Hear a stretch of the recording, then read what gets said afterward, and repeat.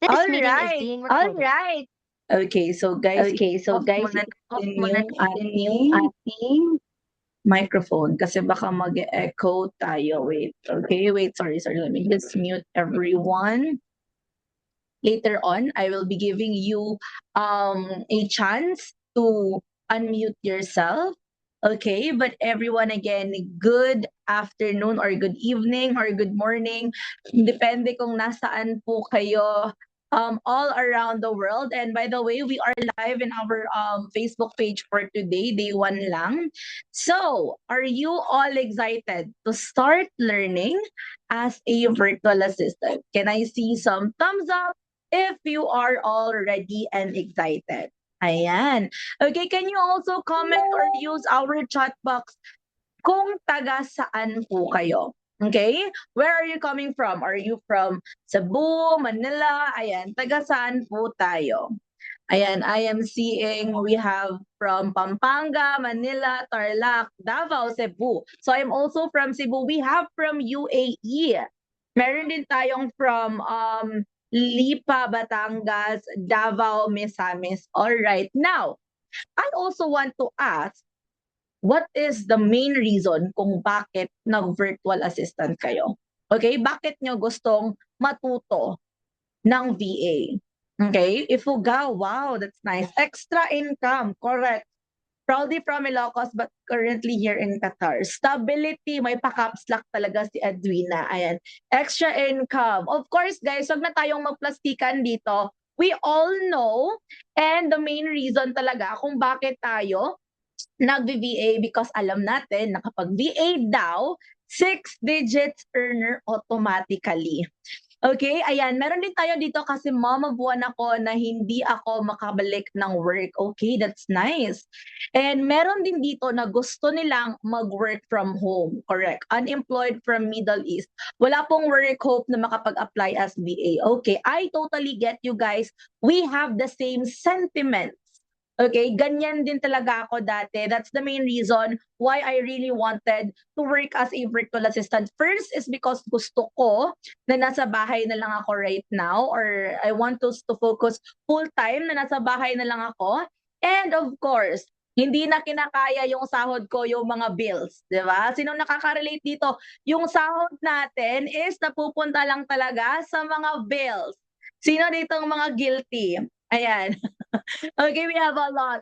Yung baga, kakasahod lang pero pizza de peligro kaagad, 'di ba? So I was once in your shoes. Hindi ko na talaga alam saan maghahanap ng pera para ibayad lahat ng mga bills, ayan. Ayaw ko na din ng traffic. Okay? Ayaw ko na din talaga ng traffic. So that is one of the main reason kung bakit talaga ako maging VA. And alam nyo ba right now in our economy kung magkano na yung dollar? Okay, alam nyo ba kung magkano na yung dollar right now?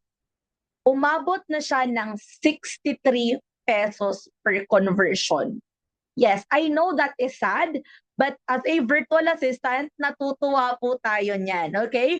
We are happy na yan po yung nagiging rate. Because imagine ninyo ha, um, yung sahuran natin on a cut-off basis, kasi dito sa Pilipinas, yung cut-off natin, usually it's every 15 and every 30, nasasahod lang natin yan in 1 week. Yung iba, 3 araw, 2 araw, ayan, di ba?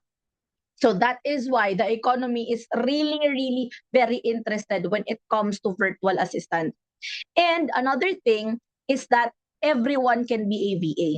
Okay? No matter what, kung high school level ka, high school graduate ka, college level ka lang, college graduate ka, nothing po talaga ang nagmamatter dito sa VA. Yung nagmamatter dito is talagang yung skill set mo and of course, all right, yung skill set mo and of course, yung dedication mo when it comes to work. Okay? So right now po, let us erase all of our titles. Let us all erase all of our educational attainment. Walang age limit tayo dito. Talagang pagalingan na lang ito and of course, your effort will matter here. Okay? So of course, ayan, nabasa na natin from Michelle, I also want you to start with the right mindset. Okay? Lahat na nag-join sa atin dito in our Zoom and of course in our social media account, I want you to start manifesting and I want you to have the right mindset that you attended this training because you will be a virtual assistant. Okay? Ayan, let's start with that mindset. erase muna natin yung mga mindset natin na mahirap daw maging VA. Ayan, matatakot tayo sa pagiging VA because that will actually, okay, lead you to negativity. And I don't want you to have that kind of mindset. All right? Can we all manifest that right after our training, pag magsisimula na tayo ng ating mga applications, magiging VA tayo? All right? Can we manifest that one? Magiging VA po tayong lahat dito. Okay? Ayan, i-manifest nyo yan. Isulat nyo yan sa notebooks ninyo. Isulat nyo yan sa notes ninyo. You will be a VA. Pero kung tamad kayo, ayan, palagi ko yung sinasabi sa live ko, kung tamad po kayo, edi mag-leave na lang po kayo dito because this will bring you nowhere. Okay? So, ready na ba tayo? Are we all excited to start? Ayan, don't worry guys because day 1 is very relaxed. I think this will run mga 2 hours or less lang. Yung totoong bugbugan talaga will be tomorrow and on Sunday. Alright? Claiming it. Alright, without further ado, let us start our day 1. Alright? So, welcome to Zero to VA Hero. So again, this training is for those who doesn't have any knowledge or any background sa pagiging virtual assistant. Ayan. And everyone is really welcome here. This is an ultimate beginner's course. So to introduce myself, ayan, hi everyone. So my name is German Tyre and I have been teaching virtual assistant for more than 4 years already and I have been a VA for 7 years. Nag-start lang din po talaga ako as a part-time na virtual assistant. I had a corporate job before. Meron akong corporate work before. And then, pinagsabay ko lang talaga yung pagiging VA. Now, wag muna kayong mag-resign. Okay? Wala po munang magre-resign, guys. Kung meron na kayong client, wag muna. Okay? Try to balance out everything first because that's what I did not until 2 years ago na nag-decide ako to become a full-time virtual assistant. Okay? Ayan. So, wag mo mag-resign kasi malay natin hindi talaga para sa inyo yung pagiging VA. Okay? So, I was a government employee for 5 years. Ayan. So, if you want to know, I worked with PhilHealth for 5 years. Ayan. And then, na part-time VA lang nako. And then, for those who are saying na walang part-time yung VA, marami pong part-time yung pagiging VA. Now, let's hop to the reality. Naging 6-digit earner ba ako? Yes, naging 6-digit earner din ako. Pero once again, there is a consequence. When you say consequence, it only means na I don't have enough time to rest. I don't have enough time to go out. So those are the consequences of having a 6-digit income. So hindi yan madali, but hindi din yan imposible. All right? And then we have a lot of students who were able to land their first every client as a virtual assistant na talagang totally wala din po talaga silang experience and they only have the academy as their main knowledge as a virtual assistant. Okay? Yan lang din talaga yung naging background nila when it comes to VA. Now, for our first discussion, our main focus or our main goal here is to learn about executive virtual assistant, or it can also be known as a general virtual assistant. Now, by definition, an executive virtual assistant is a high-level remote professional who provides administrative, operational, and strategic support to business owners, okay, executives, or managers. All right. So we will be helping them stay organized, be productive, and focus on what truly matters on their business.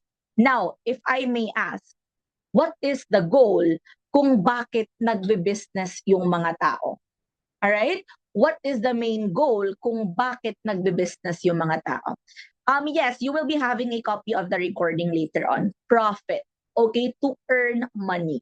So it only means that we will be assisting the business owners, the executives, to earn their money. All right? Because why? Research shows that 80% of the time that is being consumed by the CEOs or business owners is doing administrative work. And do you agree with me kapag sasabihin ko sa inyo that time is really gold? Do you all agree with me on that one? Right, correct. 'Di ba? So for those executives to earn money, dapat marami silang oras. And that's one of the main reason kung bakit din wala ng work-life balance yung mga executives. So guys, when I say executives, these are CEOs. All right? These are CEOs, these are high-end managers. Yan yung magiging future clients natin when I say executive. So that is the main reason why executives doesn't have a work-life balance. Bakit? Kasi wala na silang oras to do extracurricular activity kasi nakukonsume na siya sa kanyang work or business related stuff. Sino dito yung nakaka-relate na wala na ding oras sa pamilya nila because of doing so much work? And imagine, okay, we have a lot here. And imagine, guys, I'm not trying to but we try to differentiate ourselves. Imagine niyo, we are just a normal people. We don't run a business. Okay? We don't run a business, but we are guilty na wala na tayong oras para sa family natin. Okay? We don't have enough time for our family. So that is something that we are actually guilty. Now, our goal as an executive assistant is to give them their time back. Okay? Para bigyan natin sila ng oras. And one of the main reasons kung bakit nila tayo in-hire is because we can do it in their behalf. Okay? Kayang-kaya natin yan gagawin. And that is what that is what you will be learning here in our academy, in our training. You will learn what are the actual tasks of a virtual assistant, how to do it, and the different kinds of tools. Okay? Now, here are the common tasks and responsibilities of a VA. So, ano nga ba talaga yung mga ginagawa ng mga VA? So, first is the administrative support. Alright?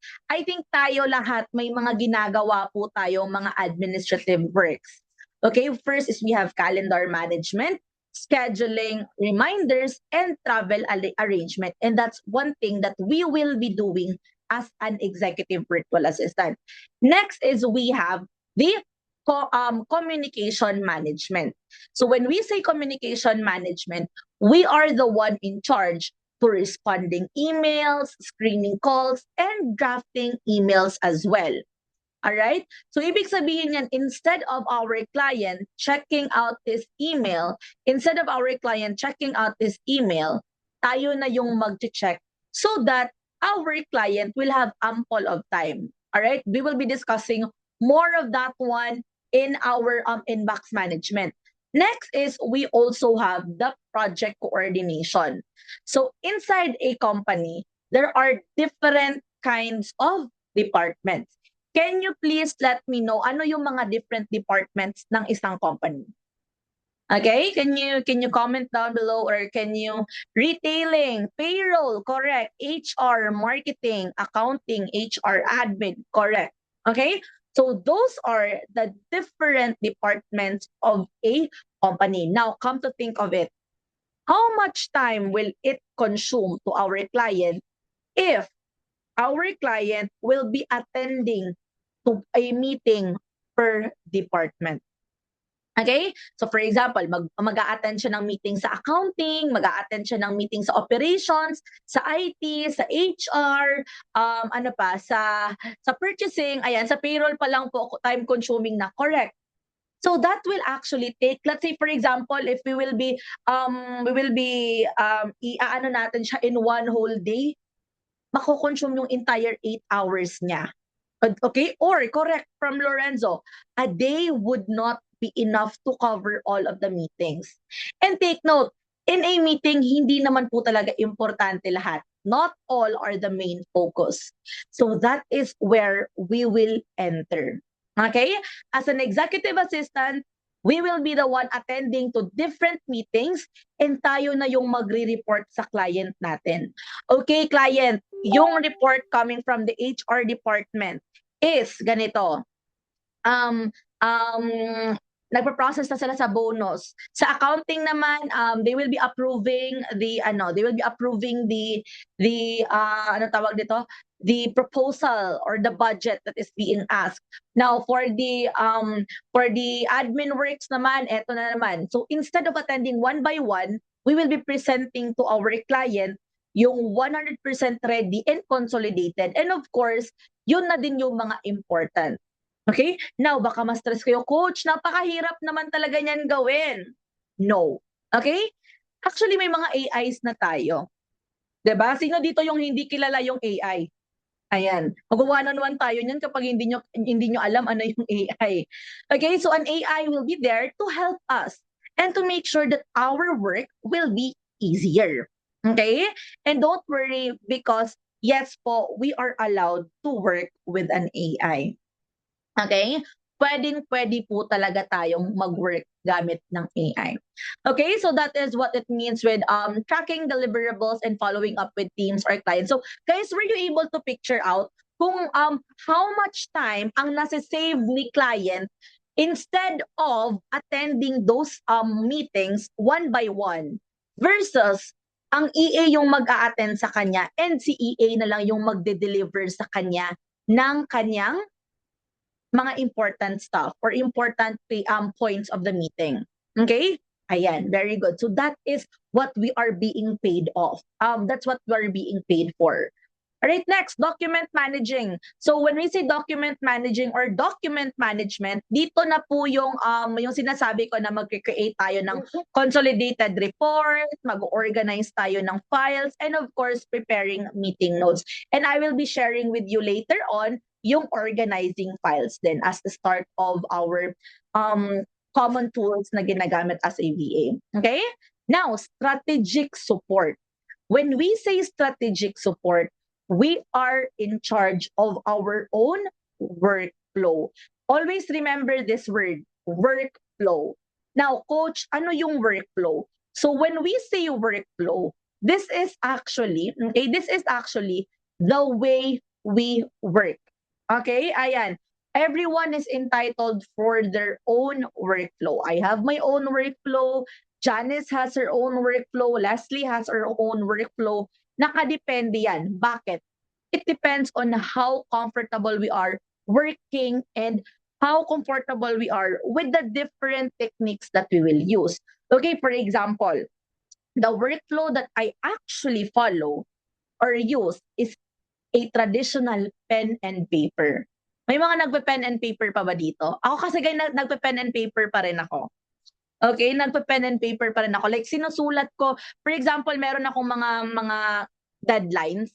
Sinusulat ko talaga yan sa pen and paper. Tapos tina-transfer ko na yan sa isang project management tool. Ayan, marami pala akong ano dito. Marami palang mga cover cards dito. Ang hilig ko talaga magsulat sa sticky notes. Speaking of sticky notes, guys, ayan. Sinasabi na sa digital area na tayo. Ang dami kong sticky notes dito kasi gumagamit pa rin talaga ako ng sticky note. Okay, I'm still using sticky note up until now. Correct, mas mabilis matandaan, direct agad sa mind. Now, there are also people na ayaw na ng traditional way. Instead of writing down, they actually have it on their phone. Ayan, sino naman dito yung nakaka-relate? They have it on their phone and ini-encode na lang talaga nila. Alright? Yung iba, yes, ayan, we have here, me on my phone. So yan yung sinasabi ko, we cannot force everyone to use our own workflow. Hindi ko pwede sabihin, Genevieve, hindi ka pwedeng mag-take down notes sa phone mo. Sa sticky note mo talaga siya ilagay. Okay? How will you feel kapag pinipilit ka na gawin yung mga bagay na hindi mo naman talaga gustong gawin? Okay? How will you feel? Sometimes parang naiinis, okay, correct, from Albert, tama. Or sometimes become less productive, not comfortable, very good. Or we become less productive. May tendency na, ay, mamaya ko na lang to gagawin. Bakit ko naman to gagawin right now? Diyos ko, ito talagang si Karen, talagang ganito, bakit naman talaga niya ako pinipilit, ganito, ganyan. And then when we have that negative energy, when we have that negative mindset, ayaw mo na gawin yung task, nabu-burn out ka na. Alright? So that is why it is very important to get to know your own workflow. Okay? Ayan. To get to know your own workflow. Kasi, kapag, okay, you are forced to do the thing that you don't really want to do, useless yan. Okay? And later on, maririnig nyo pa rin yung word na workflow na yan. Kaya please, by heart, ayan, make sure na naintindihan nyo what does a workflow means. Okay? Now, this one is one thing that you should also take note of. Okay? Because this is one of the reasons kung bakit tayo i-hire ng isang company. Okay? Baka sa mga initial interviews ninyo, ito yung magiging reason kung bakit tayo ma-hire. And positively, guys, our students were able to get their first ever client because of these answers during the initial interview. Okay? So first, businesses needs an executive virtual assistant for time efficiency. Okay, bakit? Because instead of our client handling all the behind the scenes of the work of an executive, tayo na yung gagawa in their behalf and they can focus on decision money and of course, to earn that money and cha-ching. May time na talaga sila. Okay? Second is for organization. When we are being hired as an executive virtual assistant, our client is expecting us to make sure that everything is already organized in their behalf. Bakit? Kasi guys, sa sobrang busy nila, hindi na nila alam kung saan nila nalalagay yung kanilang mga kanya-kanyang bagay. Sino dito yung nakaka-relate? Hindi pa nga CEO, pero kung makaasta talagang nakakalimutan, hala, saan ko nga na nalagay yung pera ko? Hala, saan ko nalagay yung ballpen ko? Hala, saan ko nga yung na-save yung document na to? Hala, deadline na pala bukas. Hala, si Judith na pala. Ayan, kaway-kaway sa mga Judith bukas. Ready na ba si pambayad natin, guys? Si Judith na kasi tomorrow. Ayan. Kumakaway-kaway na ba si Judith natin? Ayan, ayan, ang raming nakaka-relate because it's really true. Okay? Si Sowa, nasend na si Sowa sa email. Diyos ko! Nandiyan lang si Tita Judith. Ayan, Diyos ko, hindi naman siya welcome, pero bakit palagi siyang bumabalik dito? Ayun. So, going back, okay? The clients has so much on their mind that they tend to misorganize, not all, but majority. Okay? So they need an assistant, they need someone to be the right hand. Hindi po pwede na si client pa yung mag-aano sa inyo, magfa-follow up sa inyo. Okay? Desiree, asa na yung contract na pinapahanda ko sa'yo. Ready na ba? Ayan. So baka tanungin mo pa kay "Oh, ready na ba 'yan? Pangalan ng mom ko 'yan." Ay, si Judith pangalan pala ng mama niya. Sikat naman talaga yung mama mo, Desiree. Pinaka-hatest na yung name ng mom mo every 15 and 30. Oh, ayan. 'Di ba? So we need to be organized and we need to stay at the top of our client because guys, mind you, organizational skill is one of the top tier skills na hinahanap ng mga BAs. I mean, na mga what do you call this? Na mga recruiters or na mga executives right now. So you must possess a strong and great organizational skills. Ayan, palagi natin yan naririnig, 'di ba? Alam ko na may mga nagso-scroll diyan sa Facebook, sa TikTok na organizational skills. Palagi nating na-encounter 'yan. Pero yung tanong, paano ba talaga magkaroon ng strong organizational skills? Paano ba talaga natin maipapakita sa client natin that we have a strong organizational skills? And that is one thing that I will be teaching you later on as well. Okay? Next one would be confidentiality. Now, if you have trust issues, kung marites po kayo, please lang po, wag nyo po yung dalhin sa trabaho. Okay? Why? Because your client will be entrusting you with almost 100% of his or her life. Okay? Why was I able to say that one? As an executive assistant for almost 7 years, almost kilala ko na yung client ko. Okay? Almost kilala ko na yung client ko. I know their birthdays, yung anniversary nila with her wife. Meron din akong credit card details ni client. Ano pa, yung mga flights niya, ako yung nagma-manage, ganyan. And about yung business nila, there was a time na talagang paluging-lugi na si client, na nag-loan na si client, mga ganyan, something ganyan. So you are actually being entrusted by your client. Now, it is not our opinion. Okay? It is not hindi natin task yan na ipagkalat yun. Okay? So, hindi din pwede yung credit card ni client gagamitin natin pang Shopee or pang Foodpanda. Okay? Kasi that is one of the biggest issues right now in virtual assistant industry. Okay? Ayan, guys, honestly, merong isa dito. I don't know if Marites talaga kayo, dapat may Reddit kayo kasi nasa Reddit lahat. May isang executive assistant na nakakuha ng almost 2 million in Philippine peso sa credit card ng client niya. Because if you will try to compute, 2 million pesos is very small ata when you convert it to dollars.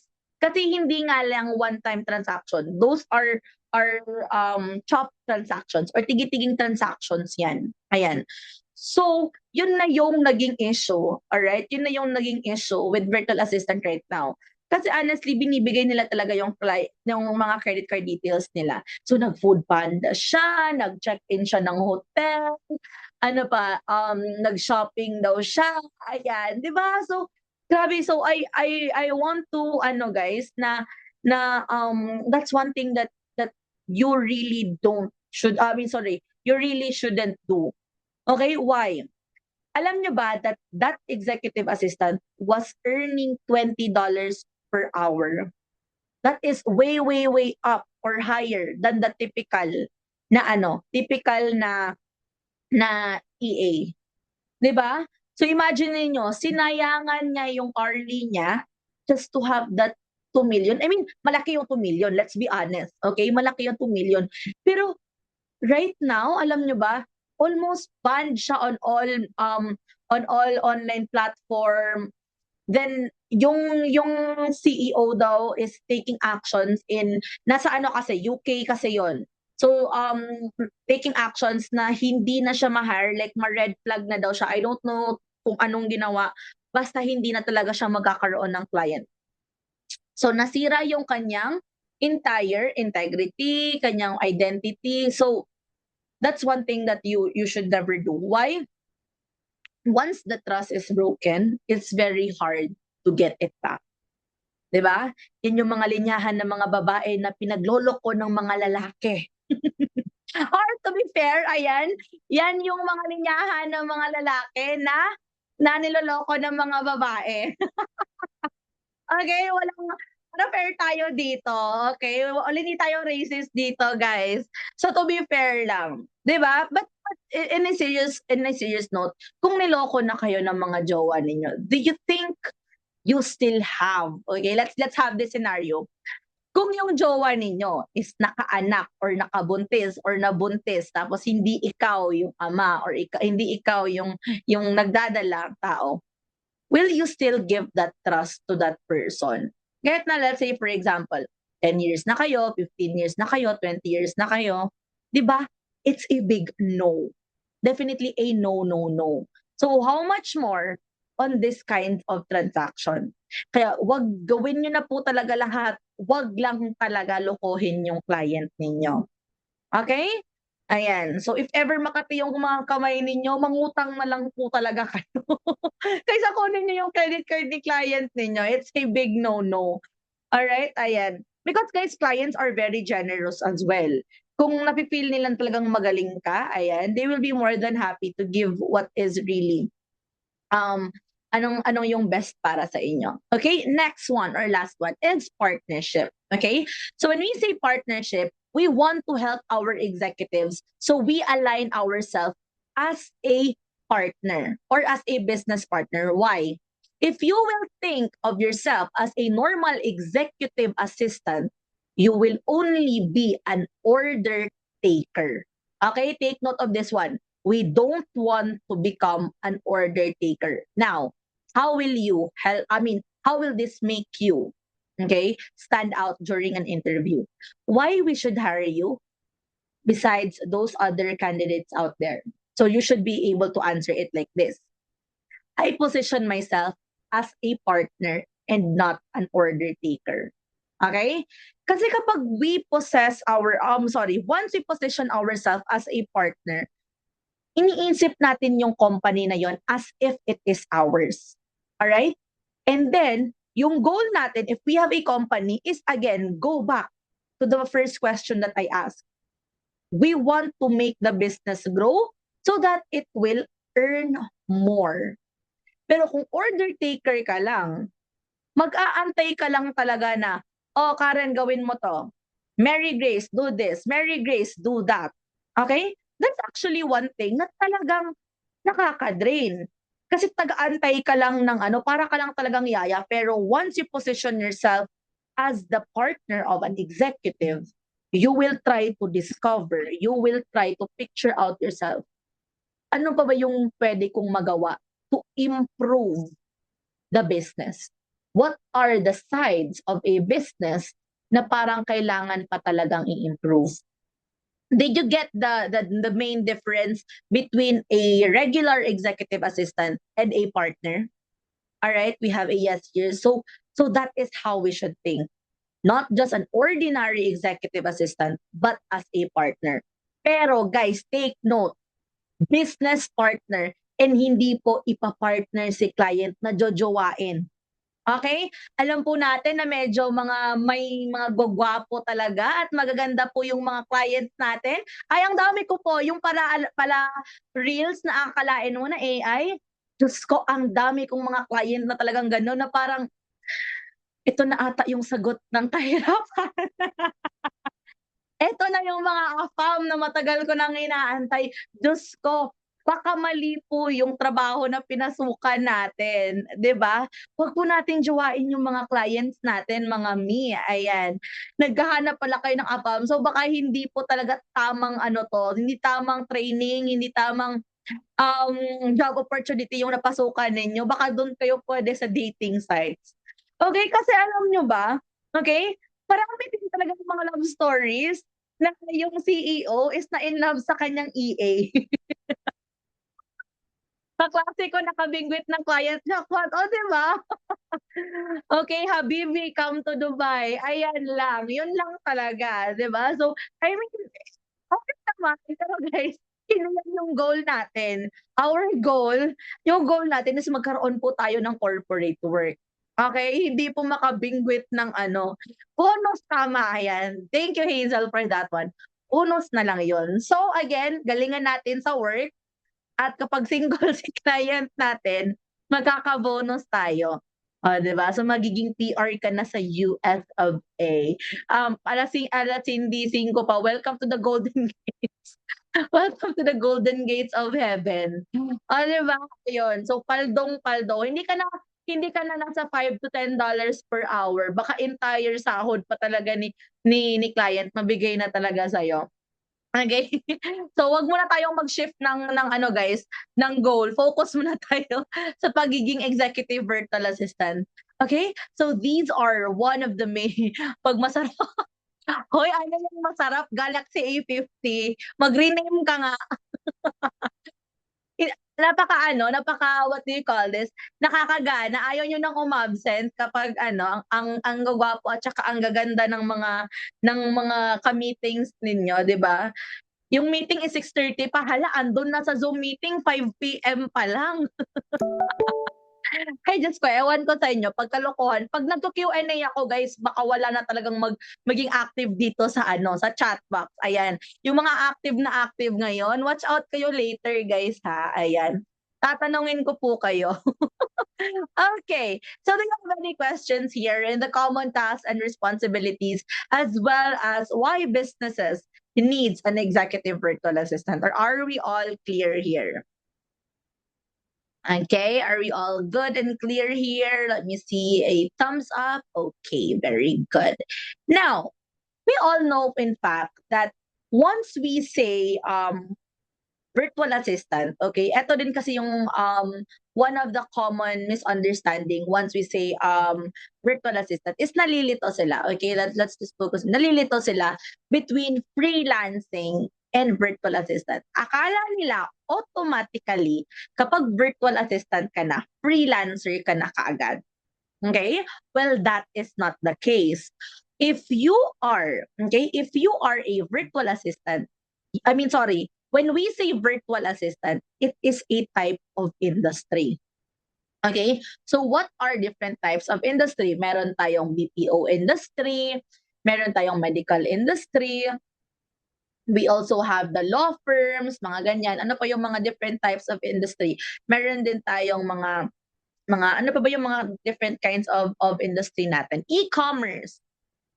Okay.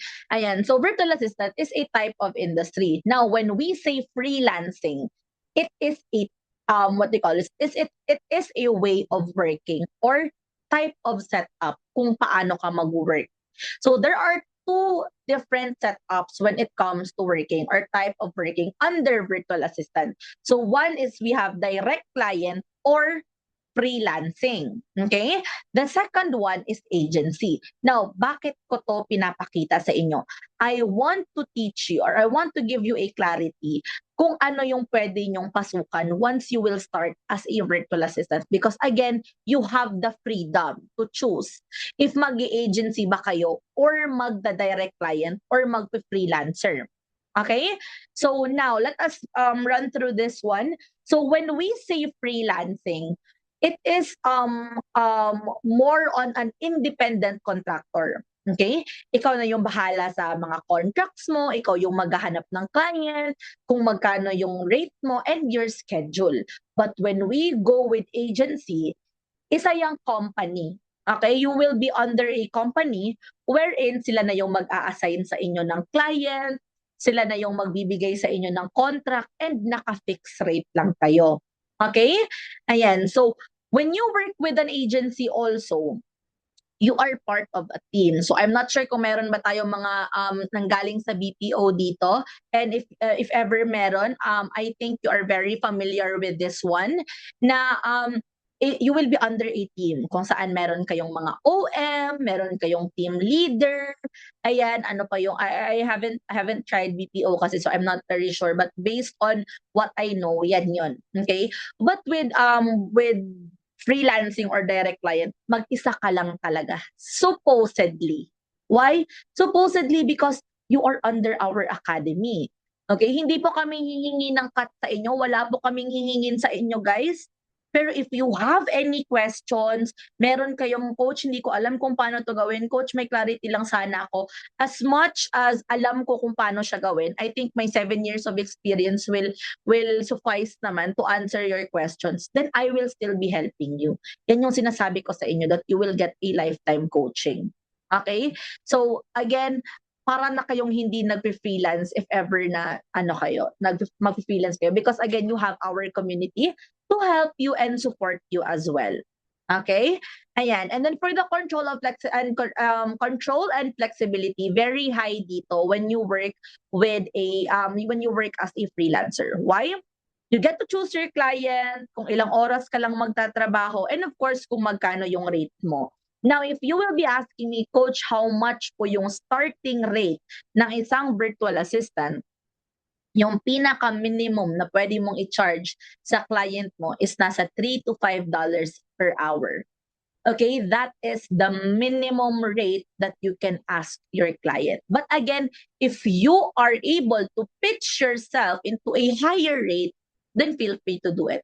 Wag naman na, ano lang, $3 to $5 lang kasi yung sabi ni Coach, oh, hanggang dyan lang talaga ako. No, that is only the ideal and that is the minimum.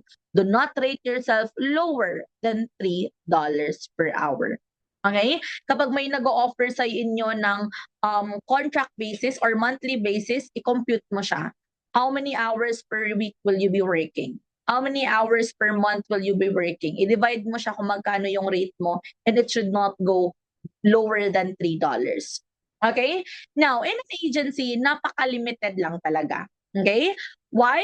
Because again, ikaw yung mag-a-adjust for the agency. So kung ano yung working hours niya, kung kailan yung magiging schedule mo. And dito guys sa agency, fixed rate ka na. Okay? For example, yung monthly mo will be $750.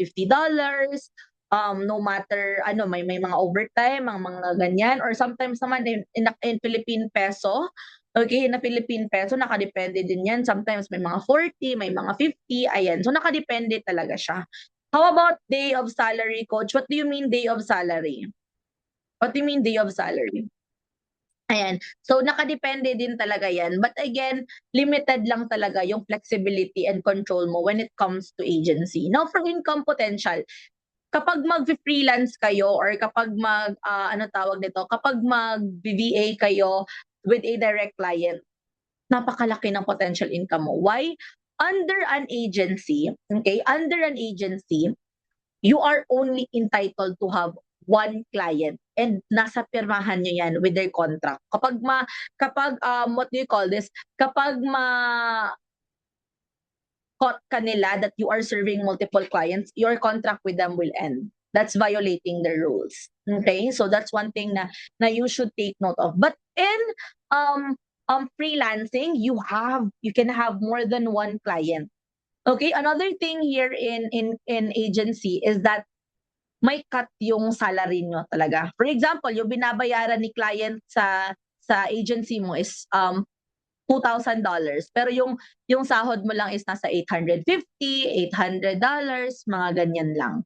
Okay? But with freelancing or direct client, 100%, or baka hindi 100% kasi meron pang transfer fee, meron pang mga ganyan, but mostly mga nasa 99% sa'yo talaga directly. Okay? And then let's answer questions here. May chance din po ba na di ka babayaran ng client? May mga ganun po ba? That's the very risky part under direct client. Okay? Kapag makakahanap ka ng mga scam na clients. But don't worry, we will be discussing that one in our third day. Kung paano nyo ma-identify if legit ba si client or hindi. Okay? When po ata yung sahod, ma'am? Okay, for the salary nakadepend but mostly weekly basis talaga. Okay, Americans are most of them are used to pay their freelancers on a weekly basis. Pero may tendency po din ba, coach, na i-buyout ka? Yes, very big chance na i-buyout ka ni client. Kailan yung salary and sometimes may delay po ba, coach? Case-to-case scenario talaga yan. Okay? Yung delay of salary, that is a case-to-case scenario. Nakadepende talaga yan. When we say case-to-case scenario, kasi i-deposit nila yan, your client will be sending the money, okay, to a third-party app. Let's say, for example, Wise, PayPal, ano pa, Payoneer, ayan. And sometimes, nagsasend din sila sa bank, pero very rare lang kasi medyo malaki yung service charge. Yung naka-delay lang is yung processing fee. Sometimes, yung sa Payoneer, it will take 1 to 2 business days. Sa Wise, I think real time na ang Wise ngayon since they have Philippine franchise na ngayon. So, mas madali na siya. Ayan. So, ayan. So, again, how to know if scammer si client, I will be discussing that one in our third day of session. Okay? Ano po mas madaling makakuha ng client? Freelancing or agency? It will be discussed later on. Okay? Ayan. So, as in in the industry now, let's finish this one first before I answer that one. Now, for the support system naman, when you are working as a freelancer or when you are working with a direct client, you will really have supposedly to handle everything. Okay, we have here the taxes, the communication, troubleshooting. Kung may tanong ka, wala kang matatakbuhan, ayan. But with agency, si agency na yung mag-provide sa inyo lahat-lahat. Like for example, yung mga trainings na kakailanganin mo if ever na call out yung ano mo na ay hindi magaling mag-English si Jer. So kailangan natin siya ipa-train sa English, ayan. And if ever your client will not proceed with the partnership, okay? Ayun, iaano nila, i-replacean ka nila ng client. But again, it depends on the scenario. Okay, ayan. And then for example, merong mga concern si client, hindi automatically na i-address yan sa'yo. Ipapadaan pa yan sa legal team, mga ganyan, si TL first, tapos si OM, tapos si operations manager, OM operations manager, ayan. So there is a process before ka ma-terminate, ayan. Kasi when you work with freelancing, very, very common dito, yung ghosting. Di ba? Akala nyo, sa love life nyo lang din yan mahahanap yung ghosting. Hindi. Pati dito, guys, Okay, pati dito, it is also evident here in virtual assistant, yung ghosting, yung hindi ka na lang talaga papansinin, hindi ka na lang talaga, ano tawag nito, hindi ka na lang talaga nila, iimikin, ayan. Yes, it is evident here and very true talaga yan. Okay, that's very, very evident here. So, yan lang yung nakapangit dito. May cold treatment, aray ko. Tama, Hazel. Bakit isang tumpak na tumpak ko si Hazel? May pinagdadaanan ka ba, ate? Ayan, pag-usapan natin yan later after the training. Kung may mga pinagdadaanan po kayo, ayan, chats natin yan. Pag-usapan natin yan later after the training. Okay. And then next, of course, we have the career growth. So here in agency, okay, here in our, 'di ba? Kine-claim ko na magkakaroon kagad ako ng agency. Here in an agency, guys, may structure 'yan. For example, after 6 months, mare-regular ka na. Ayan, after a year or 2 years of working with your client, magiging junior executive assistant ka na. So it means a higher pay rate. And then after 5 years of working with your client, ayun, mag-aano ka na. 5 years with your client, senior executive assistant ka na. So it means you have a very bigger chances na talagang malaki or mataas na yung rate mo with your client. So that is a structure. Now, dito sa freelancing, ikaw pa yung magbe-build. Okay? So, don't worry. Ayan, don't worry na naman tayo because here in our academy, ni-ready ko na po talaga lahat sa'yo. Meron na kayong contract na nakalagay talaga na for example, after 6 months or after 1 year is you are obliged, di ba? Parang dinadilad mo na, ay parang ano tawag dito? We're trying to give a dead end to our client na hindi. After 6 months, dapat mag-increase ka sa akin. Okay? So, if ever you will be working as a freelancer, don't worry again, I will be providing you with a contract para mag-guide pa rin kayo. Okay? Ayan. So, that is just the difference between a freelancer and a direct client. Do you have any questions here? Okay, alam ko yung question ninyo. Ako na lang yung mag-ask on your behalf. I know you will be asking, Coach, as a starter or as a beginner na virtual assistant, ano yung masasuggest mo? Do we start with an agency or do we start with a direct client? Let me throw back the question to you guys. As a startup virtual assistant, which one do you think will work for you? Will you work under an agency or under direct client? We have here agency. Maybe try agency to gain experience. Okay. Okay, direct client. All right. Now, the answer is it totally depends on you. Why? It depends kung gaano kayo ka-comfortable. Now, let us also go to a fact check that agencies have a very high standards. Why? Kasi mga Pinoy, kapwa Pinoy nyo po yung magbabardagulan with you. All right? The what do you call this? The standards of Filipinos are really very high that they tend to forget that they were once on the shoe of beginners. Okay? Ayan. So, alam niyo naman na mahirap naman talaga both. Finding a client directly and with an agency, it's hard. That's why I want you to be open-minded. Open-minded ka ba? Hindi tayo magda-networking dito, guys, ha? Ayan, hindi tayo magda-networking dito. I want you to be open-minded. I want you to try both. Okay? I want you to try both. Try to explore agency. Okay? Why agency will really give you a lot of experience, a lot of guidance. Now, don't worry because we will be providing you with a list kung saan kayo pwedeng mag-apply as a virtual assistant. And then mind you guys, these are all beginners friendly. And most of our clients were able to, most of our students were able to get their first ever client in the list that we provided them. Okay? Ayan. Pero, tour din kayo ng direct client. And again, we will be teaching you that one in our succeeding lessons. Kung paano kayo makahanap ng client under freelancing or direct client. Okay? So, kasama yan sa process natin. Okay? Ayan. So, again, it totally depends on you. But if you will ask me, you can start with an agency.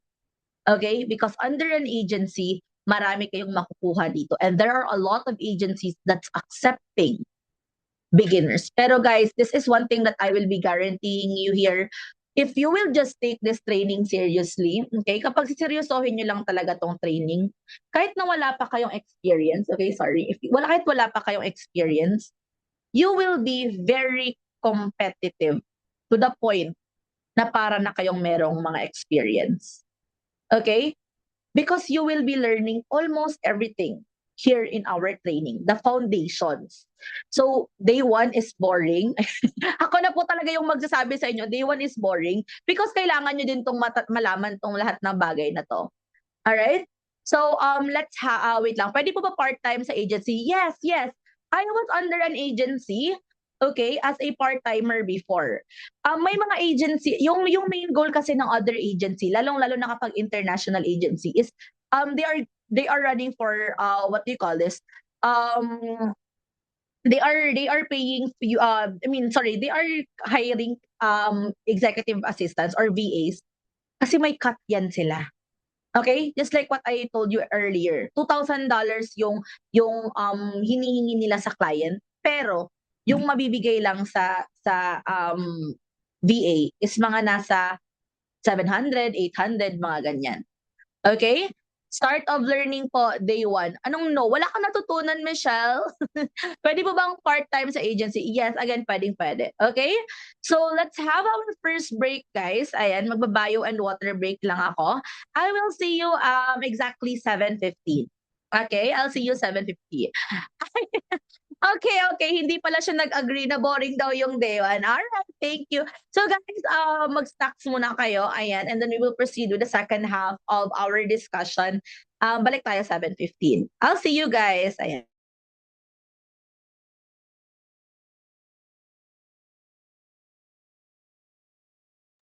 7:15 guys, 7:15.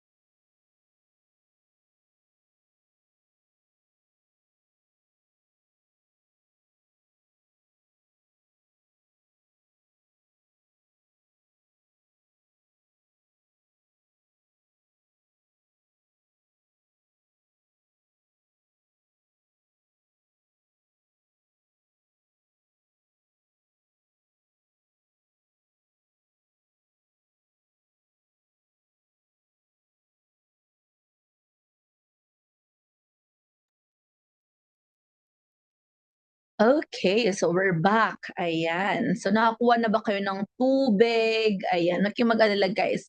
Just a little bit more. And ayan, magkaka-Friday night na po tayong lahat. Ayan, may Friday night ba tayo ngayon? Ano, sa mga taga Cebu dyan, gala-gala din tayo minsan.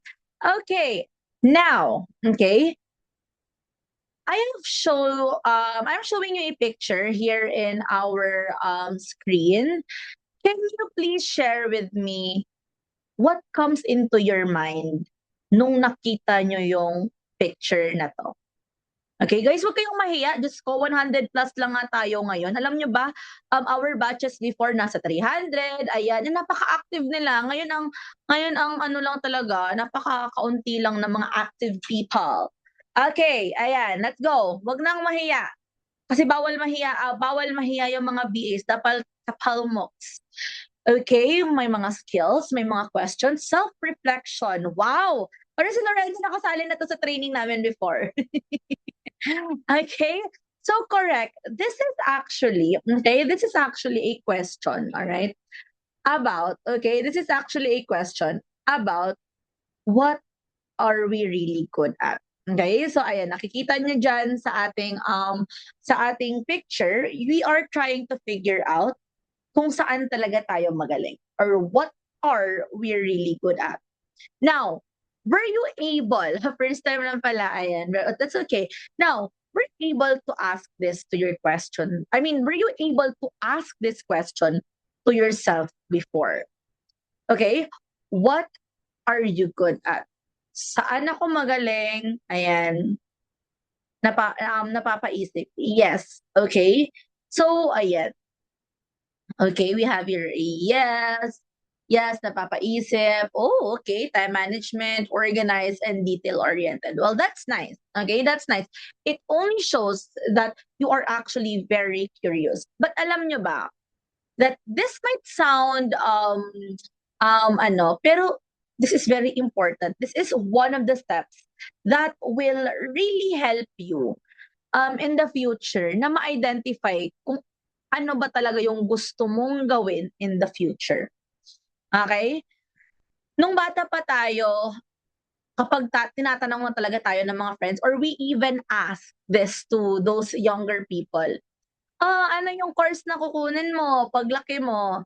Saan ka mag-aaral? Or we have this question, we have this statement pala nung mga elementary pa tayo. When I grow up, I want to become a nurse. Yung mga ganon, di ba? Ayan, naaalala niyo pa ba yun? Yung mga bagay na yun? When I grow up, I want to become a doctor. Ayun. Naalala ko talaga before, when I was being asked, and sa slam book, I don't know if you guys are familiar with slam book. Yung sinasagot ko talaga, when I grow up, I want to become a teacher. Yan talaga yung sagot ko.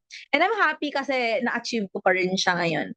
So now, you are the only person who can actually identify kung ano yung gusto mong gawin and what are the things that will help you achieve that goal. Slam book, nakakamiss. 'Di ba? Okay, because going back to the question, kung pipilitin ka na gawin yung isang bagay na hindi mo talaga gustong gawin, you will end up being frustrated and you will end up become a failure. Kaya make sure na you assess yourself first before entering a thing that you want to enter. And this is the first step to do it. Ask yourself, saan ka ba magaling? Are you good at cooking? Are you good at singing? Are you good at listening? Are you good at managing times? Especially sa mga full-time moms dyan. Huwag niyong sabihin sa sarili ninyo na full-time mom lang po ako. No, it's never easy to become a full-time mom. You need to wake up in the morning. I don't know how you guys were able to do it. Wake up in the morning, magluto, at the same time pinapaliguan yung mga anak ninyo, tapos nagpe-prepare pa kayo ng mga baon nila, tapos hinahatid niyo pa sila sa school, tapos pagdating niyo sa bahay, nagwawash pa kayo ng plate, naglalaba pa kayo. Like, where were you able to get that one? Paano niyo natatapos yung mga tasks na yan? Okay? How were you able to finish all of those tasks? And hindi niyo po malalang lang yung mga mothers there or mga single fathers out there, because you are the living proof that you are capable of doing a lot of time management and organization. Huwag kayong mahiya na ilagay sa portfolio ninyo. Huwag kayong mahiya na ilagay ninyo sa resume ninyo that you are a full-time mom. Pero lang talaga siya tignan. Kaya in our subject later on, i-aalay natin yan on how to sound good. Na kahit full-time mom ka lang, is pwede mo palang malagay sa portfolio and resume mo yan. Okay? Let's proceed. Now, in virtual assistant, we have a lot of niche. So when we say niche, it is a specific area or category wherein you will be focusing your skills and services. So in other words, it is your own specialization for what you are known for as a virtual assistant. Okay? So what are the different kinds of niche? So there are hundreds and thousands of niche out there. So we have the social media management, we have the general virtual assistant, real estate or virtual assistant, e-commerce, Amazon VA, content creation, administrative support or executive virtual assistant, podcast management, graphic designers or Canvas specialists, and so on. So these are the top niches, okay, na pwede nyong ma-offer. But a general virtual assistant or an executive virtual assistant alone is a niche already. So, as of the moment na hindi nyo pa po alam, okay, hindi nyo pa po alam kung ano yung niche ninyo, okay, kung ano yung niche ninyo, then you can work under general virtual assistant. Ano pong tawag po pag data entry? Data entry specialist. Okay, you are called data entry specialist, sorry. Pero what do you call this? Data entry kasi is a task of a general virtual assistant. So that's one thing na what do you call this? That's one thing that we will be discussing later on. Yes, AI automation, that is also a niche din. Okay, AI automation or automation alone. Okay, kasama din yan sa niche. So again guys, it depends on your specialty. As you can see, merong mga chef dito. If you are a chef, then maybe you can start creating contents about what we call this, mga pastries. Ayan. Okay, wow, meron pala. Ayan. Baka naman, Desiree. Okay, yes, cold calling is also a niche, lalong-lalo na sa mga BPO industries that who are that's very good at communicating or communication. Then you can practice your communication skills under ano tawag dito, under cold calling. Bookkeeping, yes. Meron ding niche for bookkeeping. Now, kahit anong niche man po yan na meron kayo, medical, bookkeeping, you will be needing this course because you will be still doing this on your day-to-day lives. Like checking inbox, checking calendars, yung travel management, hindi nga. It's not, it's irrelevant. But for the inbox management and inbox and calendar management, kakailanganin nyo talaga to. Kaya it's important that you will know all of this stuff as well. Okay, so that's one thing na kailangan nyo matutunan. Now, you might be able to ask me, Coach, paano ba namin ma-choose yung niche namin? Now, honestly guys, hindi ako or kahit sino man yung makakapagsabi kung ano yung niche mo. Hindi ko pwedeng sabihin, si Melissa is Melissa, dito ka sa podcast management. Okay? Or let's say, for example, Giselle, mag-graphic design ka, tapos si Giselle hindi naman pala marunong mag-design. Okay? Hindi ko din pwede sabihin na, okay, Liza, ikaw ay magiging cold caller. Kasi feel ko, magiging cold caller ka. And then at the end of the day, ayaw magsalita ni Liza. Okay? So that is one of the reason. Okay? That's one of the reason na hindi po dapat ibang tao yung pumili ng niche para sa inyo. But you should be the first person or you should be the only person ang pipili ng niche para sa inyo.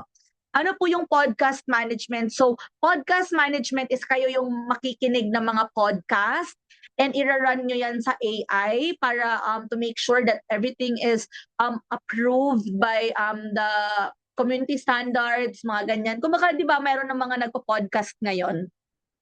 I think we are all familiar with a podcast. So we are the one in charge to do what do you call this?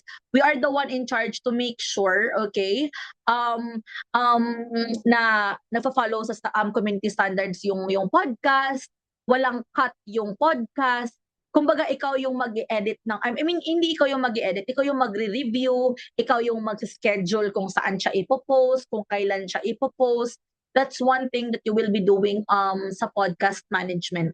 Like kayo yung magbibigay ng ideas sa magiging client ninyo, kung ano yung magiging next topic, mag-outline ka kung ano yung mga kailangan nyong i-discuss or kailangan nyong i-discuss during your podcast. So that's under podcast management. Correct. Okay, quality check. So that falls under podcast management. Okay? So for you to be able to do that, you need to ask yourself, what task do you enjoy doing the most? Do you love filing things? Do you like reading emails, organizing emails? Do you like creating contents? Do you like creating graphics? Do you like responding to messages? Do you like responding to emails? Ano pa ba? Do you like taking photos? Do you like creating scripts? Ano pa ba yung mga pinaghihiligan ninyo? Ayan, organizing. So you are perfect under executive virtual assistant. Okay, now next. Majority kapag admin works, okay, that falls under general virtual assistant or administrative assistant. Customer support, okay, that's nice. Now, what skills do I already have? So this can be from your previous jobs, hobbies, or yung mga experiences ninyo. Okay? That's one thing that will guide you. For example, mahilig kayo mag-drawing before, mahilig kayo mag-design. So you can be, what do you call this? You can be, ano ba yan, natawa ko. Paano po pag investigating? Sinong ini-investigate nyo po, Ma'am Marie? Ayan. So kapag investigation naman, you can still fall under HR. So siguro yung mga background checks, mga ganyan, you can still go under administrative. If preschool teacher, more on the administrative side or more on the administrative works. Okay, ayan. Or you can also be under yung mga tutorials, mga coaching business, yan yung mga isusupport ninyo, lead generations, okay, ayan. Okay, so what type of clients or industry are you interested in? For example, if you are into fitness, so maghanap ka ng niche na under fitness, like mga coaches na under fitness, para sila yung i-assist ninyo. You have to do this one because you will position yourself. Okay? Again, you will be a partner, not just an order taker. So if ever, ayan, let's say for example, pipili ka ng niche, okay, pipili ka ng niche na hindi ka naman talaga interested with, wala ka ding maiaambag. Alright? Wala ka din talagang maiaambag. Kaya it's very important that once you choose the niche that you will be working with, again, talagang gusto mo siya. Okay? Talagang you will be a great fit for that role. Okay? So what kind of problems do you want to solve? Gusto mo ba na makunan yung time ni client? Gusto mo ba na maging aesthetic yung feed niya? Gusto mo ba na mas maging active sa social media yung client mo kasi wala siyang customer, kasi wala siyang social media presence? And so on and so forth. Again, it totally depends kung ano yung gusto mo. But again, right now, if ever na wala pa talaga kayo, the safest niche for you is the administrative assistant or the executive virtual assistant or the general virtual assistant. Okay? Kasi naka-built-in na yan. We Filipinos or everyone here is capable of doing administrative works.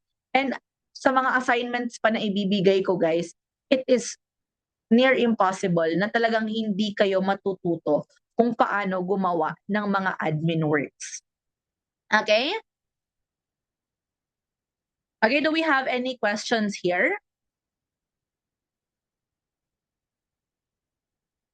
Wellness po, I love that, but more intake lang po and dancing. Oh, okay. Iba-iba ang yeah, different rates po yan per niche. Paano pag sales representative? If you are a sales representative, then you can go for sales, anything na sales related. Okay, mga cold calling, mga e-commerce business, ayan. Ma'am, dati akong admin sa cruise ship, nag-aayos ng passport and embark and disembark. Ano po kayang niche na sa akin? You can perfectly fit for administrative works or administrative assistant, or the GBA is really perfect for you. In lead generation po, magkukuha po kayo ng mga leads or mga prospects. Okay? Kayo po yung kukuha ng mga possible clients. For example, sino yung mga interested on this training? So maghahanap ka ng mga tao na interested on this training. Tapos that will be your lead. Okay? Ayan, field work, ma'am. Okay. Yan yung previous work mo. Okay? Now, let us hop into one of the most important things na talagang for me it is a necessity, and this is part one already of the different kinds of work as a virtual assistant. Now, nung sinabi ko that I was working full time with a corporate as a sa isang corporate job, okay, sa isang corporate job, yung what do you call this, yung niche or yung fino-focus ko is under social media management. Okay? Under social media management. Why?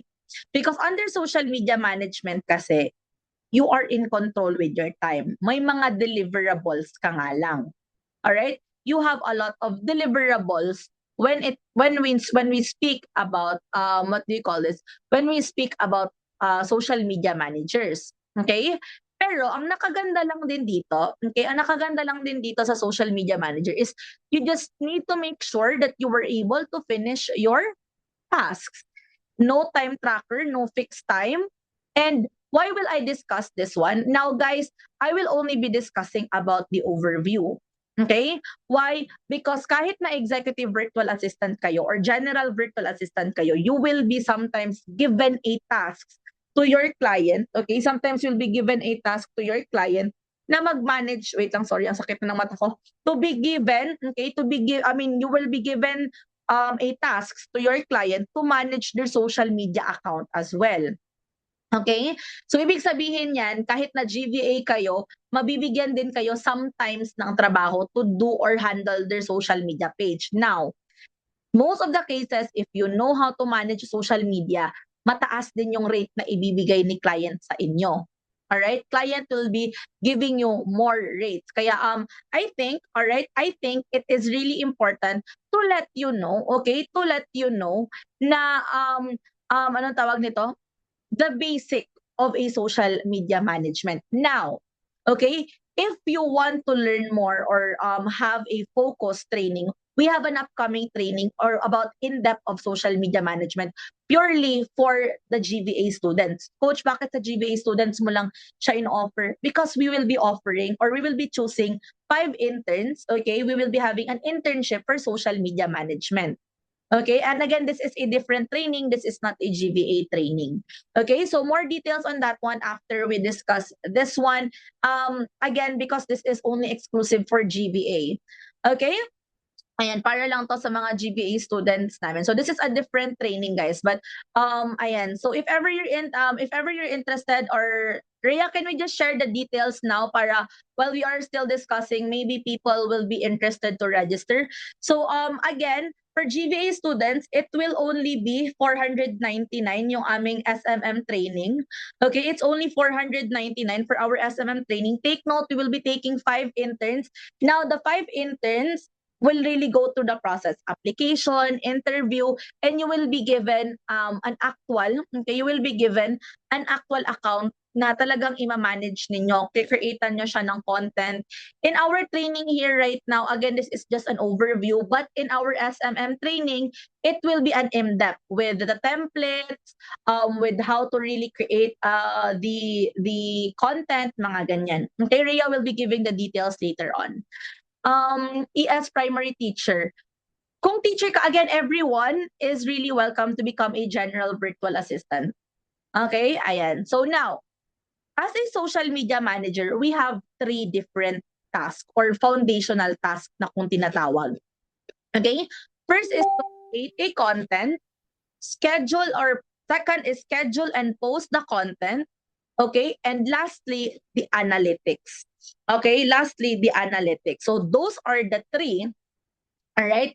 Those are the three foundational tasks of a social media manager. So we are in charge on creating the content, scheduling and posting, and of course, checking down the analytics.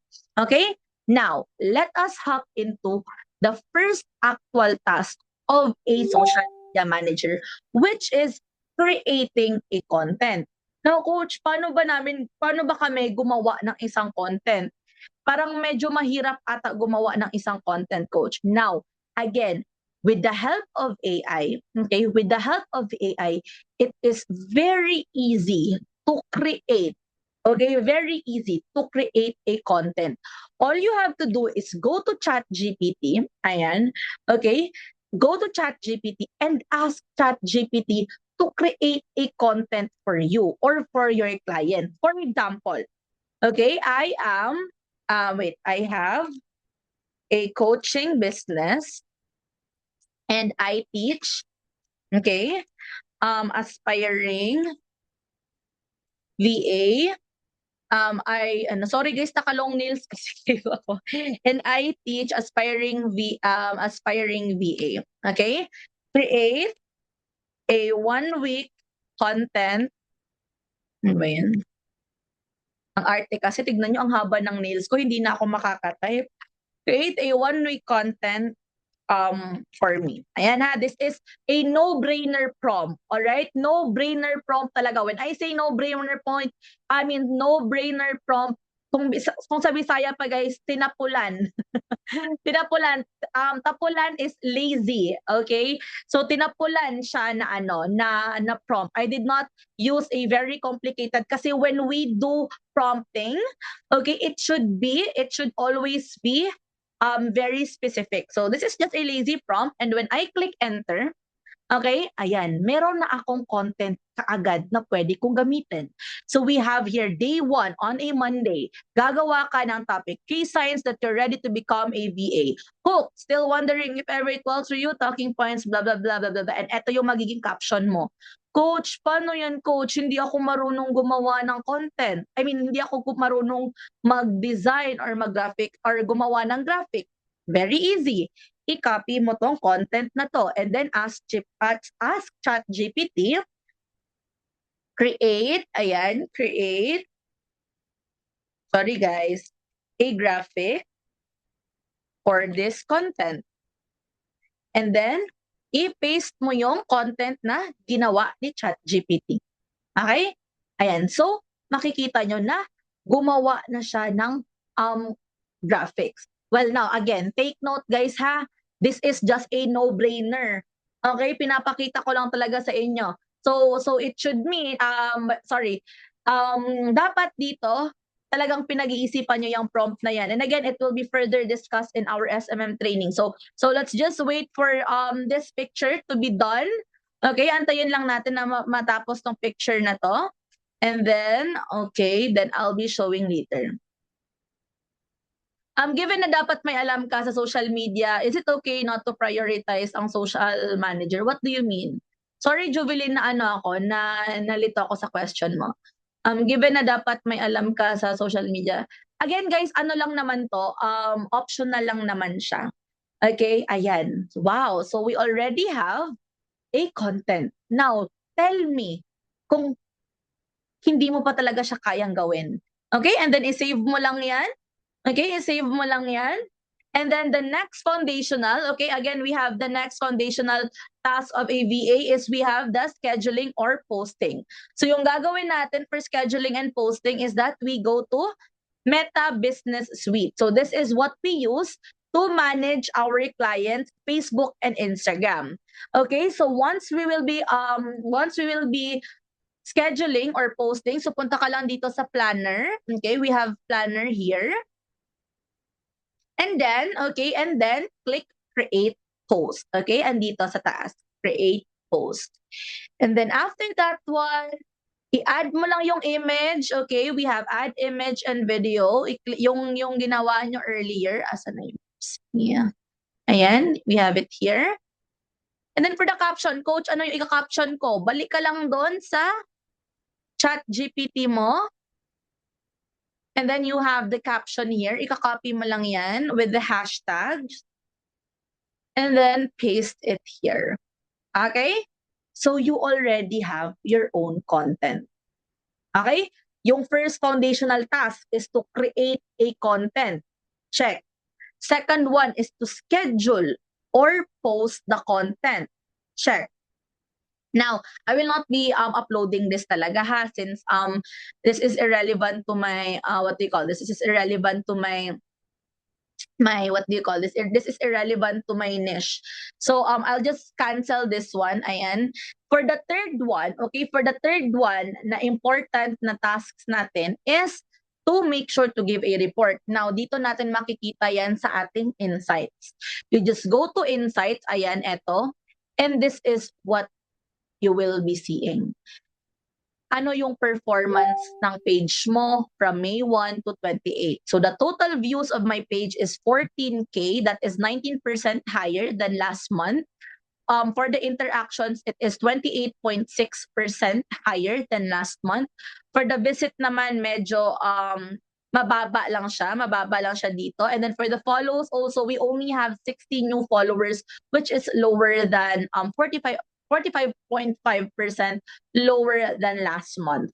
Okay, ito yung anong tawag nito? Ito yung mga analytics na kailangan nating i-report sa client natin. So basically, those are the top 3, okay, top 3 na foundational tasks of a social media manager.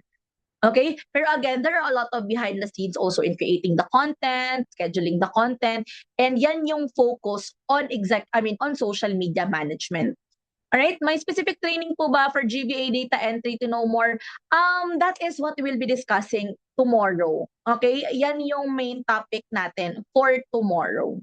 Okay, about the SMM or the, about GBA, yung data entry, inbox management, calendar management, yung mga tools, yan yung sa day 2 and day 3 natin. Okay? So again, those are the top 3 foundational tasks of a social media manager. It looks easy because it's really easy. Okay, you just really need to have the right strategy kasi anong tawag nito? It's not just yung pinakita ko kasi sa inyo guys is the no-brainer. Kumbaga, it is the easiest way. Okay, easiest way on how to explain about social media management. Alright, again, if you want to enroll in our social media management in-depth training, okay, may 5 po kaming pipiliin for a internship. Rhea, can you please send the details? Because again, guys, you will be working with an actual client, hindi actual client, but actual page. Okay, may ima-manage talaga kayo na actual page, and that will only be limited for the first 50. Kasi guys, di ko talaga carry na marami yung i-handle, like 100 plus. Okay, hindi ko po carry na 100 plus po yung magre-register. Again, limited to 50 lang po talaga. Okay, so if you're interested to enroll, the details is sent. Again, it's only 499. If you have friends na gustong mag-register, it's not 499 kapag hindi po sila GBA. Okay, details is sent here. Again, it's only 499. Okay, ayan, Rhea is sending the details, guys. I will also send it to you. Pang-umaga po ba, ma'am? Yung alin? Again, yung sa internship po natin, nakaano yan ha, yung social media managers po, we are flexible.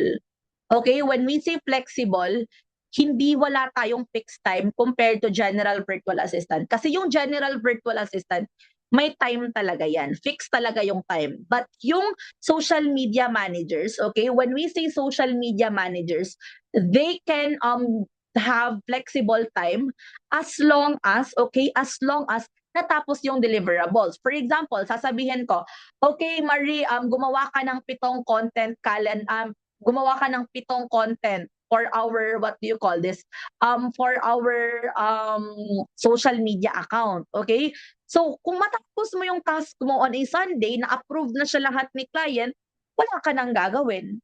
Okay? Wala ka nang gagawin kung natapos na. Ma'am Diana, this is a different course. Again, nakadepende lang yan kung mag-enroll po kayo or hindi. Okay? It depends on you. It's not for everyone. Yes, non-voice talaga yung SMM because it is more on social media management, like strategies kung paano po kayo mag-a-align as a social media, paano nyo idadala yung mga presence ninyo as a social media. So the schedule for our social media management, ayan, Rhea, can you share the schedule for our social media management also? What do you call this? Our what do you call this? Social media management training will be on, wait lang ha. Let me just check kasi guys na ano yung ano ko na nawala yung aking notes. It will be on ano ba yun? June, okay? Rhea, did you drop the schedule na? It will be on June 20 and 21, 1:30 to 3 p.m. Okay, that is the schedule of our training. Again, it will be on June 20 and 21, 1:30 to 3:30 p.m. And it will be via Google. Live pa din siya. Again, this will have an internship. Pero again, limited lang po talaga yung pwede makapasok sa aming training because we'll be handpicking. Tomorrow, yes, may recording po talaga yung ating training. Okay? From day 1 to day 3, guys, we will be having a recording. Kaya don't worry if ever hindi po kayo makaka-attend. Tomorrow, it's 1:30 to 4:30 p.m. Okay? 1:30 to 4:30 po tayo. Ayan. Sa mga hindi po yung internship, it will be good for 3 months. Okay? Again, yung timing po, alright, yung timing, when we say social media manager, wala po kayong fixed time. Okay? May mga task lang kami na ibibigay. Like for example, Hana, kailangan niyong gumawa ng 7 contents about a restaurant.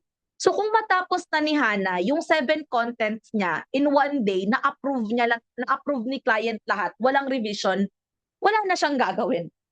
Sorry, mag-i-engage na lang siya, mag-share na lang siya, mag-cross-post na lang siya. Ano pa? Mag-check na lang siya ng analytics. Kasi natapos na niya yung task na kailangan niyang gawin. Okay? So that is the flexibility of a social media manager. And dyan din po ako nakahanap ng multiple clients. Kasi nga again, I had a full-time job before.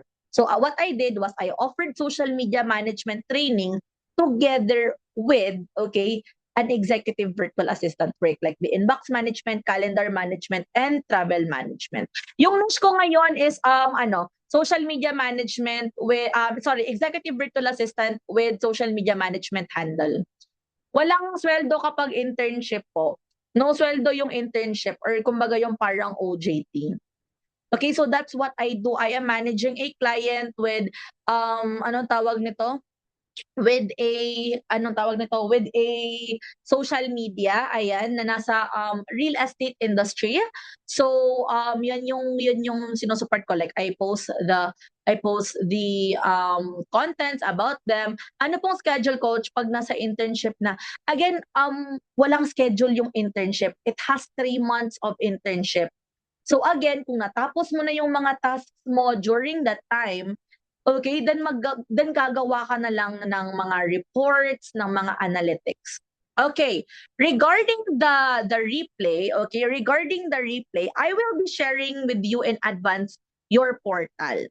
Okay, ayan, wait lang guys ha, yung portal ninyo. Okay, there you go. So this will be uploaded din, okay? Ma-upload din po ito sa Discord ninyo. But I will be sharing the link will be shared sa Discord ninyo. All right. So this will be your portal. All right. So under your portal, yung GVA wala po. Yes, 499 for the SMM. So yung ating portal, okay, this one which I showed you, dito nyo makikita lahat. Replay of day 1, of course, wala pa kayong makikita na replay kasi hindi ko pa ina-upload. Hindi pa tayo natatapos. So, wala talaga kayong makikita dito. Alright, the day 2 replay and day 3 replay. Now, dito nyo din makikita yung quick access. Alright, when we say quick access, dito nyo makikita lahat ng resources, which is hindi pa pwede makita kasi later na to, after 3rd day, makikita. Okay? Yung activities din po natin, ayan, dito nyo makikita. Now, if you want to have a one-on-one coaching with me, so yung one-on-one coaching po is unlimited yung one-on-one coaching pero 15 minutes lang yon with your agenda. Okay? Dapat may agenda kayo kasi hindi po kayo pwedeng makipag one-on-one coaching sa akin na wala kayong agenda. Again, unlimited po yan hanggang sa magsawa kayo sa pagmumuka ko. Okay? So again, coach, paano namin makukuha yung link ng portal? It will be posted on your Discord account. Okay? Nasa Discord nyo po yan. Isesend yan ni Rhea yung link ng ating portal sa Discord ninyo. Okay? Ayan. Okay, again, baka may magtatanong na naman kung saan nyo po mahahanap yung replay. Alan, mag-message ka sa page, Facebook page namin ha. Ito yung Facebook page namin. Asan ba yun? Ay, wait. Sorry, hindi pala to. Yung Facebook page namin is Coach Jer para ma-add ka manually. Again, may replay dito sa ating or anyway, sige, kasi mabait ako. Mabait ako, isa-send ko na dito. Ayan, i-save nyo na yan sa Facebook, Instagram, Messenger, kahit saan nyo yan gusto i-save yung site. I-save nyo na yan ha, para mayroon na kayong copy. From Genevieve, Coach, until kailan po kami pwede magpa one-on-one kahit kailan nyo po gusto. Okay, as long as available po ako during that time, as long as wala po akong ganap in life, pwede po kayo magpa one-on-one coaching, wala po kayong bayad, no hidden fee, no extra charge. Pero sorry. We have a deposit. So when we say deposit, guys, mababalik yan kung mag-a-attend kayo ng training. Bakit kami nagpapa-deposit? Kasi na-realize or we have noticed na nag-hoard yung iba ng time slot. Pero kina-cancel nila. So sayang din talaga yung time na supposedly may magbo-book niyan. Kaya to control, we will be requiring a 50 pesos deposit and kapag nag-attend kayo on the schedule, i-return namin yung 50 pesos ninyo. Kung hindi, i-snacks na namin yon. Okay? Pa-snacks na namin yon. If ever na, anong tawag nito? If ever na mag-a-attend kayo. Okay? Ayan. So, the 50 pesos is just to make sure na mag-a-attend talaga kayo for our, for our one-on-one coaching. Okay? Do we still have any other questions? Guys, we already have parang 10 enrollees na for SMM. Ayan. I'm not so sure lang ha. Ayan. So again, kung gusto nyo pa pong humabol, the details, ayan, is being sent there. Okay, and again, tomorrow, yung schedule natin is 1:30 p.m. to 3:30 p.m. Hindi na-expire yung link ng portal natin, guys. Okay, hindi po na-expire yung link ng portal natin. And another one here, is hindi po, hindi po na-expire yung mga replay natin and yung coaching ninyo, hindi din po yan mawawala. Yes, of course, patapos naman din po tayo. Interested po ako sa Thursday and Friday po ang RD ko. May replay naman po. Paano po ba yan, coach, if mag-SMM din ako and si client approve na yung contents for 7 days and wala na akong gagawin? Yes, paid ka pa din yan. Paid ka pa din yan. Because again, you are being paid sa service ninyo. Yan yung naging technique ko dati, guys. Okay? Yan yung naging technique ko dati. Wait lang, let me just end the live stream on Facebook. Ayan. So, yan yung naging technique ko dati. Alright? Ginagawa ko yung mga work ko during the weekend kasi Monday to Friday lang and schedule ko siya. So, every day, nanonood na lang ako ng mga contents and nag-i-interact na lang ako. Okay? Nag-i-interact din ako. Go ka na, sis Hannah. Okay? Ayan, go na. Meron pa po tayo, hindi talaga mostly, flexible talaga yung time ng social media management. Okay? Ayan. Flexible talaga yung, flexible talaga yung time ni SMM. Yan yung naging niche ko nung meron pa akong work, meron pa akong full-time work. Yung again guys, yung schedule ng ating internship is after the SMM training. Pero let's say for example, natapos na yung natapos mo na yung, for example, your first task or your task for this week is to create 7 contents, okay, for Monday, Tuesday, Wednesday, Thursday, and Friday. Kung natapos mo nang gawin yung 7 content in just one sitting and then inapprove na ni client, hindi mo na kailangan maggawa ng content pa kasi tapos ka na. All you have to do is to monitor and of course check on the analytics and give report to your client. Coach, hindi ba saturated? No. Bakit hindi siya saturated? Because under social media management, we can target both international and local clients. Okay? Meron tayong both international and local clients na talagang mata-target po natin sila.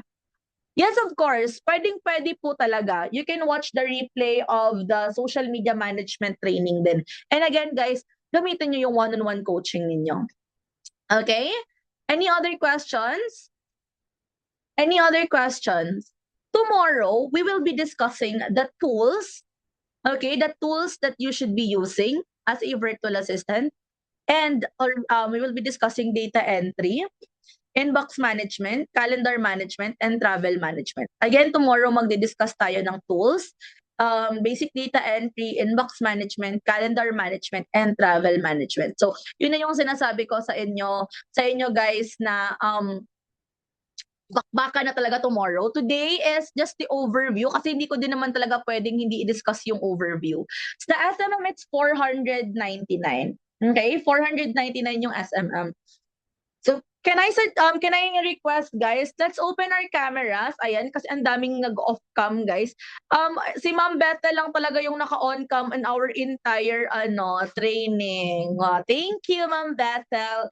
Ayan. And of course, ayan, turn on natin yung, 'di ba? Ang gagwapo at saka ang gaganda naman pala ninyo.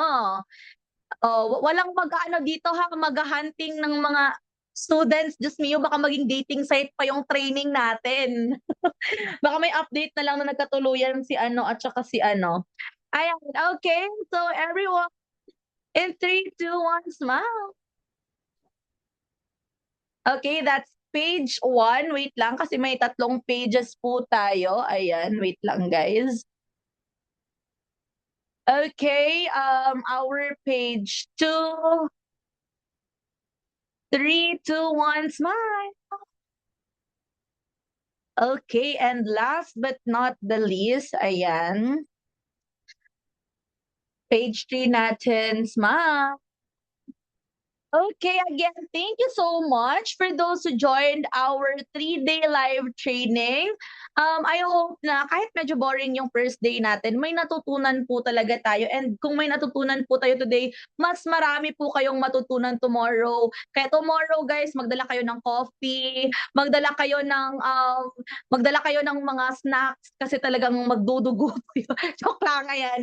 Joke ko lang kayo. Pero of course, tomorrow will be some more serious and more output or talagang mas hands-on siya. So if ever may mga friends kayo na may laptop, please borrow laptop. Although pwede phone kasi again, may replay. Pwede nyo akong i-contact ulit if you want to have a walkthrough on a specific topic. Pero kung may ma-borrow lang talaga kayo kasi mas maganda na actual is nasusundan nyo po kami. Ayan. So please borrow a laptop. And with that, see you tomorrow. And again, for those who are still interested to register, mag-register na po kayo. Thank you, everyone, and have a great day. See you tomorrow, guys, 1:30. And again, the link will be sent sa email, Discord ninyo for our replay naman. Baka tomorrow siya maging available. All right, thank you, everyone. Have a nice day. Bye, guys. Bye po. Thank you, thank you. Ayan. Again, thank you so much. See you tomorrow, 1:30 p.m. Ayan, 1:30 po tayo tomorrow, guys. Ayan, kita-kita ulit tayo.